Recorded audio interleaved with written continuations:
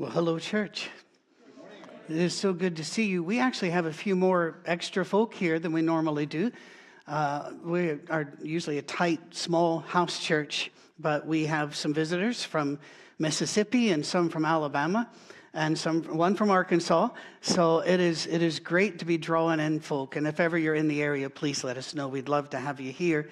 It was so good to see the Millers do a greeting for us. I was their minister for about 10 years up in Michigan, and they are just an amazing couple, and we love them, and it just made us smile, and I think I saw Holly smile when their faces popped up there too, because they also came from that same church. Couple of things real quick. One, tax letters have been sent out. If you haven't gotten yours, be aware we've had some issues with our service that sends those out. So if you haven't received your tax letter, that just means a recognition of how much you've sent to us over the year. Please let us know, info@oursafeharbor.com, and Dave will work hard to make sure you get that very, very quickly. If you have sent in a check that wasn't cashed for a while, I helped Dave by going to the post office and picking up the mail and then forgetting I had it for over almost 3 weeks. So I'm not allowed to help anymore. So I don't know if that's a win or not, but I'm sorry. Let us know that we'll take care of that the best we can by keeping me in my lane. How's that? We have really fascinating chapters today in the book of Hebrews that we're going through. And our 3 chapters today, before we get to them, we need to review a story out of Genesis 14. And it's a very unusual story, and it kind of hits and then it goes away. And so people tend to skip over it whenever they do stories in the life of Abraham. But during Abraham's life, there was a king who was over several smaller kingdoms. When we speak of a king in the West in modern era, we tend to think of royal families and castles and nation states, but that's not what a king was back then. Perhaps the best way to think of it would be a chief of a local tribe or community, or a warlord who is over a particular community or 2 or 3 communities. But there was a king that was over several smaller kingdoms. His name was Chedorlaomer. He controlled the lesser kings for 12 years. But in the 13th year, they joined forces against him. He met them in battle a year later. Battles and wars back then had to be organized. You rarely did guerrilla hit-and-run wars. If you remember all the way up to World War I, people lined up on one side and lined up on the other side and shot at each other. Well, there were no guns here, but you had to gather all of your men. You didn't have a standing army, by the way, very rare in ancient times. And so you'd gather your people together and you would meet at a place. So it took a year later that they had their battle. He beat them. And so they were in subjection again. Shortly thereafter, 4 of the lesser kings decided this would be a good time to hit him again.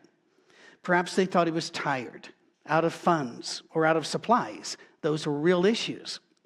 2 of those kings were kings over Sodom and Gomorrah. We've heard of them in a different context. Well, the battle didn't go well. They lost the battle, and Chedorlaomer and those allied with him seized everything. They seized everything they could, especially from Sodom and Gomorrah. That means all the goods they could loot and the people, including men, women, and children, for slavery, for farming out, for marriage, for whatever it was, they took them as well. One of the people they took, Chedorlaomer took, was Lot, Abraham's nephew. Abraham hears about this and gathers his men in his household, which was large enough that Abraham could be called a king in the ancient world. He had 318 men that were trained how to fight. So he gathers them, and he arranged a surprise attack at night and routed the kings that had come against them and got all their goods and all of their captives. By the way, little sidebar here. In 1971, tablets were found in northwest Syria dating back before the time of Abraham. 20,000 tablets were found in all. Among them was one listing the 4 kings of Genesis 14, and they're listed in the same order that they are listed in Genesis 14. Interesting that. Then, after the battle, something very strange occurred. In Genesis 14:18, a new player enters the field. We've never heard of him. There is no context. There is zero backstory, no explanation of who he was, how he got there, why he arrived, none of that. His name is Melchizedek, and he was called, quote, a priest of God Most High, El Elyon. He brought bread and wine, shades of communion in years to come, and gave Abraham a blessing. Here's the passage in total. In Genesis chapter 14, verse 18 through 20, then Melchizedek, king of Salem, brought out bread and wine. He was priest of God Most High, and he blessed Abram, saying, Blessed be Abram by God Most High, creator of heaven and earth, and praise be to God Most High, who delivered your enemies into your hand. Then Abraham gave him a tenth of everything. He tithed immediately to this priest who was a king, but the word Salem is going to throw us here. Salem might be a territory, but the word Salem means peace. As in Jerusalem is a city of peace. Salem, it might have been a king over a territory who was also a priest of the Most High God. How did he know about God? Who had ever told him about Yahweh? How did he know about bread and wine? How did he know all of it? We have no idea. But he also could be just a mysterious figure known as the King of Peace. Wish we knew. Some people have said when they get to heaven, that's one of the questions they're going to ask God. I don't intend to ask any questions. I do not want to become an annoyance at all. I don't, in case there was a mess up with the paperwork and somebody checks, I'm in. That's all I care about. The king of Sodom offers Abraham all of the gifts, because Sodom was just so grateful to have his people returned. He said, can I just have the men and women returned, but you can take all of the booty that they had taken. You can take all of our stuff. Abraham refuses to take anything. He gives it all back.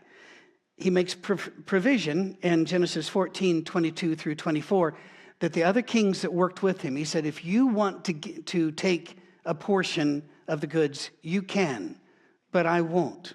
I find that fascinating. He had no natural authority over them that we know about, but he was concerned to be fair to them. They had absolutely expended men and treasure to get these people back. Therefore, to be reimbursed was perfectly acceptable.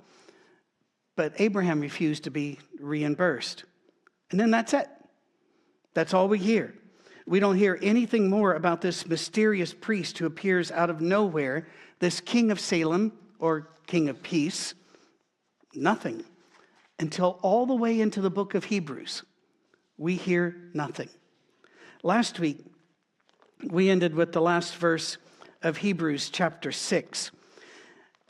We spoke of following Jesus even through the curtains, even in the storms, not knowing how it's going to end up. But that last verse is where that name shows up. Where our forerunner Jesus has entered on our behalf, he has become a high priest forever in the order of Melchizedek. In the order of Melchizedek, what does that mean? Well, we're going to talk about that a bit. The verse before, by the way, says, he is our anchor for our soul. He keeps us secure, and he passed through the curtain ahead of us. Therefore, we can go through storms. We can go through death. The song this morning that we started with seems an odd way to start a service with an American folk hymn of Wayfaring Stranger. But you're going to find that Melchizedek was one of these wayfaring strangers, and maybe more are than you know. We're going to deal with this. By the way, when I started playing it, which I always play it, then I started to sing it. The people in the room started singing so well that I almost stopped singing it because they were doing such an amazing job. So thank you guys, because sometimes we do a song here and our people don't know it, or they're a bit shy. But maybe with the visitors, you are now required to come back at every single opportunity that you can. What does the order of Melchizedek mean? Without any more information about the life, the calling, or the death of Melchizedek, we don't know, except we're told he is a priest of God forever, living and serving forever. Now, does that mean that the ancients believed that Melchizedek never died? No, I don't think so. I think it just means this mysterious character seems to have no beginning and no end, as the writer of Hebrews will say. Therefore, to us, he never gets old. He never dies. He is just out there somewhere.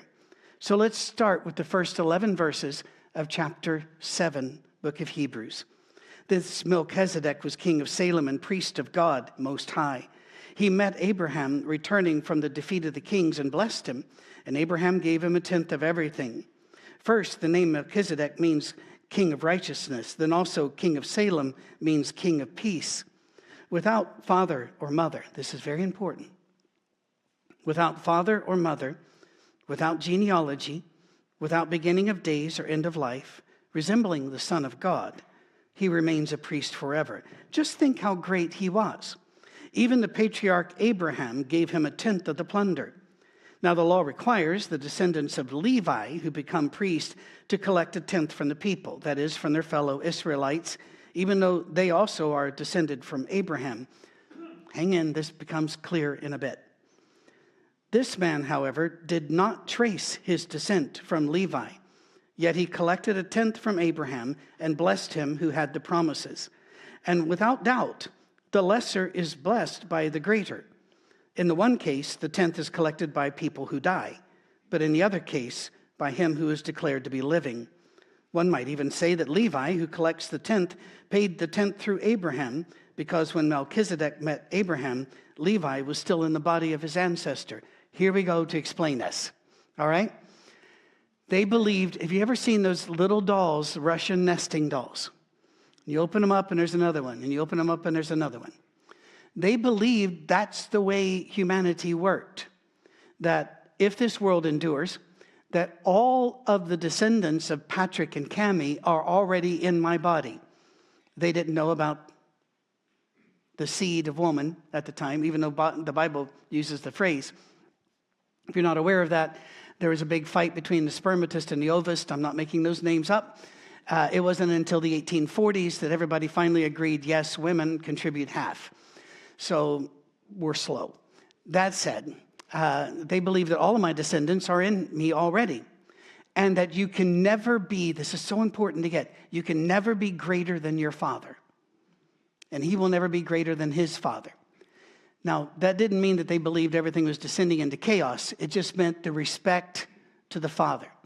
So Abraham is alive, and he is being blessed by Melchizedek, which means Melchizedek is greater. The greater blesses the lesser. Levi's not even born out of Abraham yet, which means Melchizedek is greater than Levi. So the law was very plain. To be a priest, you had to come from Levi.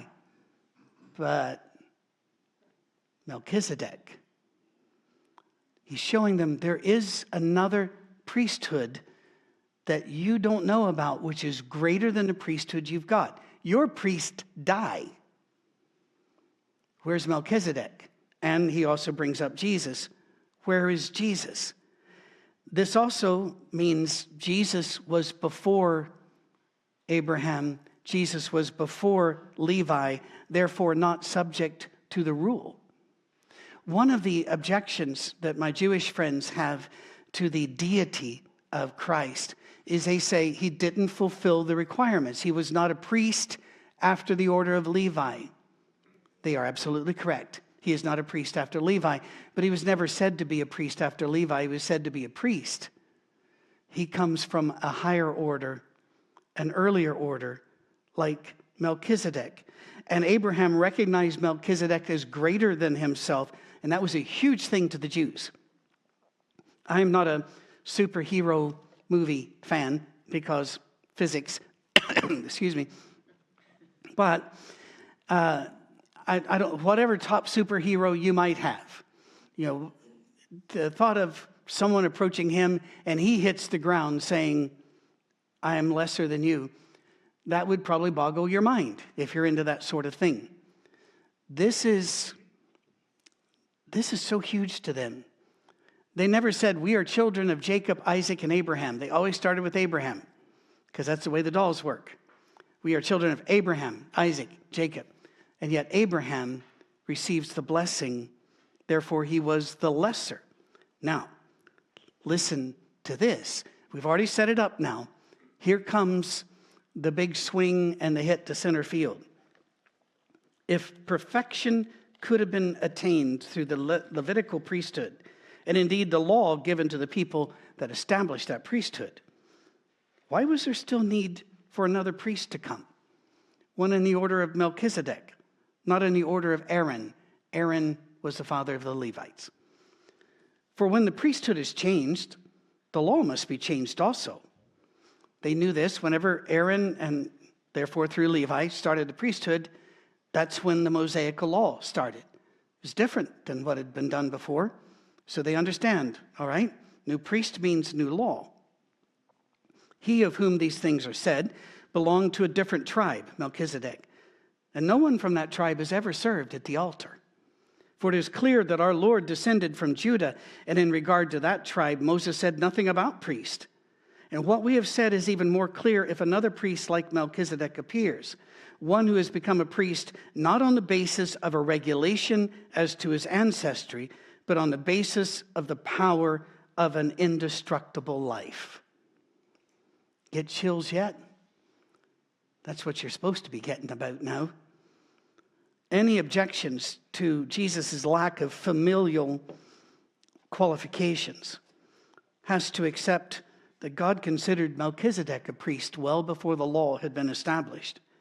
Jesus is not a priest, therefore, because of family heritage, education, bits of paper, but because of his life, his indestructible life. We know of only 3 that have been taken up into heaven, and only one that was taken up after dying and then resurrected by his own power. We know that the Bible talks about one who walked with God early on, who did not die, but walked with God. We know another one was taken up in a fiery chariot. But Jesus died and was indestructible.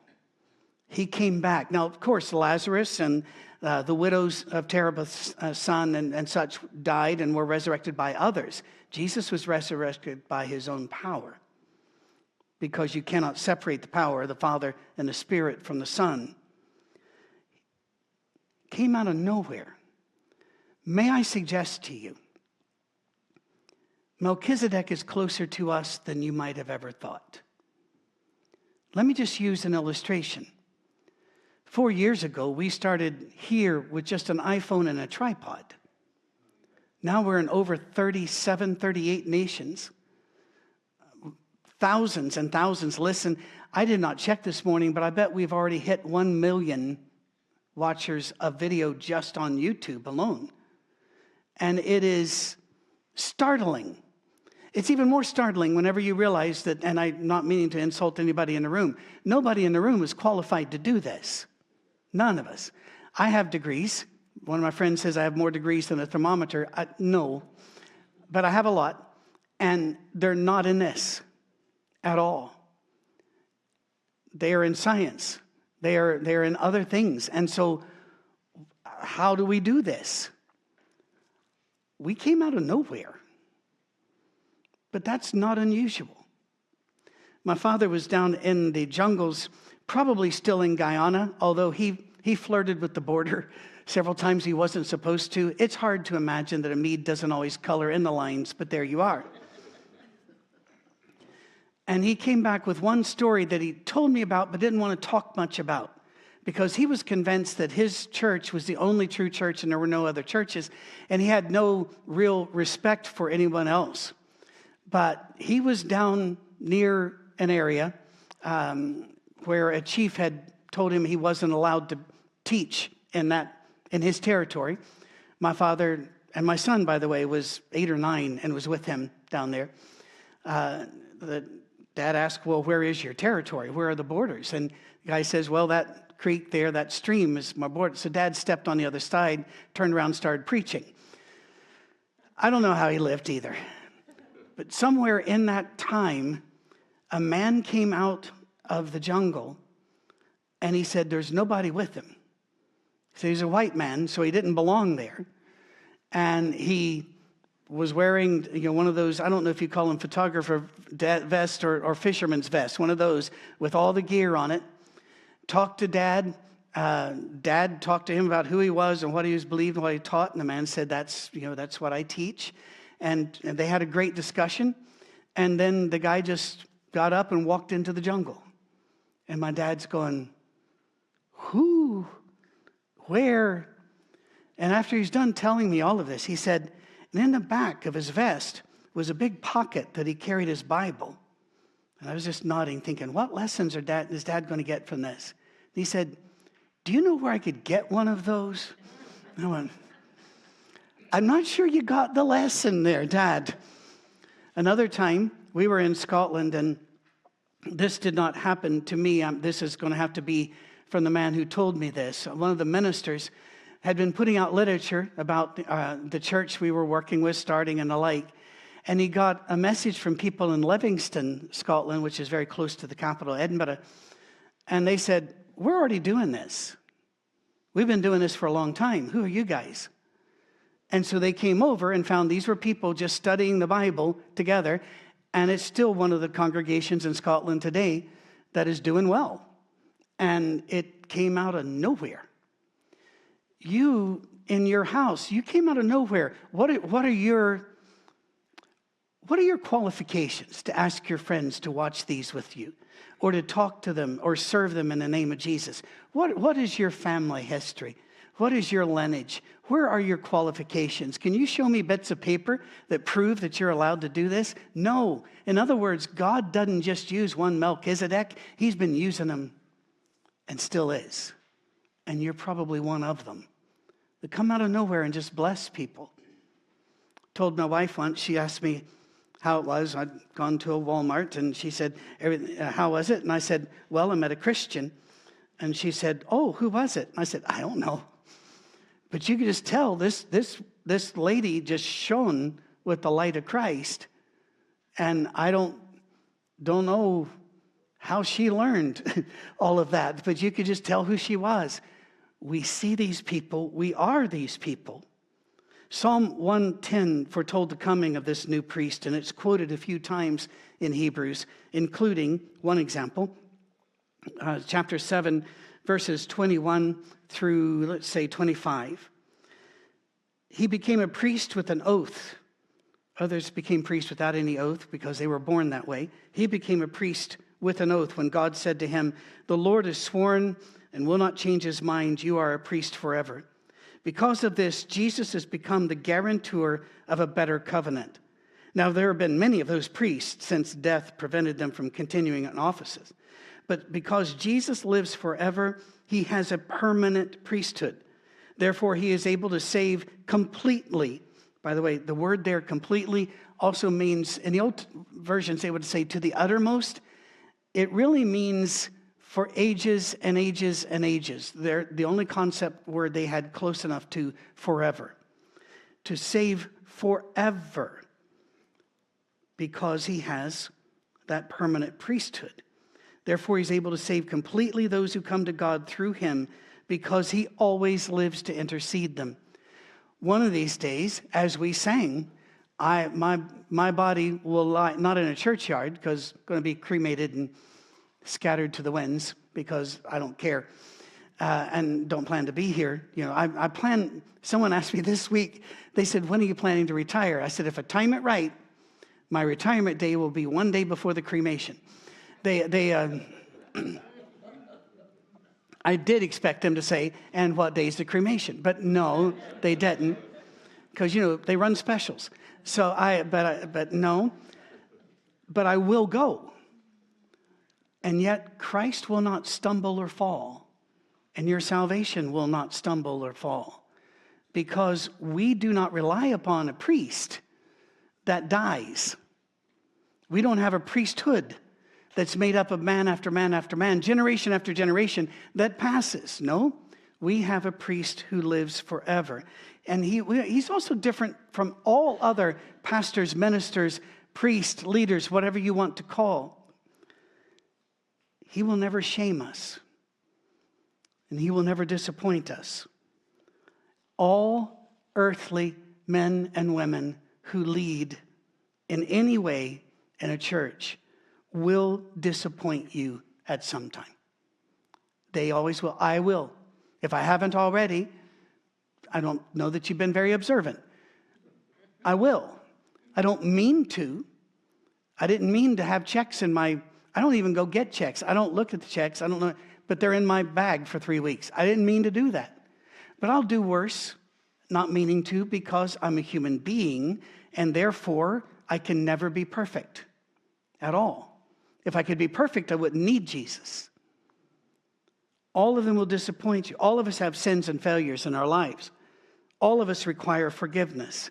But Jesus lived a blameless life and is therefore our one and only high priest. That's the power that you've got. In chapter 8, verses 6 through 12, he talks about the Levite priesthood had to offer sacrifices again and again for the sins of the people. But look what he says. In fact, the ministry Jesus has received is superior to theirs, as the covenant of which he is mediator is superior to the old one, since the new covenant is established on better promises. For if there had been nothing wrong with that first covenant, no place would have been sought for another. But God found fault with the people and said, "The days are coming, declares the Lord, when I will make a new covenant with the people of Israel, with the people of Judah. It will not be like the covenant I made with their ancestors when I took them by the hand to lead them out of Egypt, because they did not remain faithful to my covenant, and I turned away from them, declares the Lord. This is the covenant I will establish with the people of Israel after that time, declares the Lord. I will put my laws in their minds. I'll write them on their hearts, and I'll be their God, and they'll be my people. No longer will they teach their neighbor or say to one another, 'Know the Lord,' because they'll all know me, from the least of them to the greatest. For I will forgive their wickedness, and I will remember their sins no more." What a powerful, powerful statement. So many things in there. By the way, if you're confused by that one part, no longer will we tell people, "Know the Lord," because they'll already know the Lord. Understand that he is speaking to an insular people who have been God's chosen people for a long time. Therefore, when you're born one of God's chosen people. And at some time in your growing up, your parents and the community sit down with you and say, "Now you need to know who God is." But in this new covenant, everybody in there knows who God is, because that's how we got in. We came to a knowledge of Christ. We acknowledged his deity. We believe in it. And we hold our hands out and say, "Take me, Jesus." And he takes us. In chapter 9, the writer of Hebrews reminds his listeners of all the regulations and law that the old law required. If it troubles you that God is saying the old law was not perfect, it didn't, so we had to have a new law, and you're thinking, well, God gave them the old law. I understand, but understand what the old law was for. It was to create a people and to keep them together, to remind them of their sins, and to keep them pointed toward God. The new covenant, when it comes, opens up the covenant to the entire world, and there is one sacrifice, Christ, and that's it. No more coming back again and again with the blood of goats and bulls. No more. One sacrifice is enough for all. It's a new order. The old law kept sacrificing because we kept sinning. The new law, Christ's sacrifice, continually cleanses us from all sin. We are forgiven. Hebrews chapter 9, verses 9 and 10. This is an illustration for the present time, indicating that the gifts and sacrifices being offered were not able to cleanse the conscience of the worshiper. They are only a matter of food and drink and various ceremonial washings, external regulations applying until the time of the new order. How I wish the churches understood this. How I wish that they would not teach that precise external regulations are what God wants. Instead, precise external regulations are exactly what he laid aside through Christ. It says so right here. He's moved us beyond the elementary things of the law, as was said in the first part of Hebrews chapter 6. The tabernacle and the temple were made to a series of specifications made by God, and there were earthly representations of heavenly realities. Because sin does not exist in heaven, it was not to exist in the earthly models, the temple and the tabernacle. Therefore, sin had to be repeatedly dealt with by sacrifice, cleansing with blood. After dealing with that fact, Hebrews chapter 9, our last passage for today, verse 23. It was necessary then for the copies of the heavenly things to be purified with these sacrifices, but the heavenly things themselves with better sacrifices than these. For Christ did not enter a sanctuary made with human hands that was only a copy of the true one. He entered heaven itself, now to appear for us in God's presence. Nor did he enter heaven to offer himself again and again, the way the high priest enters the most holy place every year with blood that is not his own. Otherwise, Christ would have had to suffer many times since the creation of the world. But he has appeared once for all at the culmination of the ages to do away with sin by the sacrifice himself. Just as people are destined to die once and after that to face judgment, so Christ was sacrificed once to take away the sins of many, and he will appear a second time, not to bear sin, but to bring salvation to those who are waiting for him. How does he accomplish all of this? Well, that's a lesson for next week. But this week, remind yourself of Hebrews 9, 23 through 28. He already took care of your sins. He's already with you. He has already cleansed you, and he is coming back for all who wait for him. Comfort one another with these words.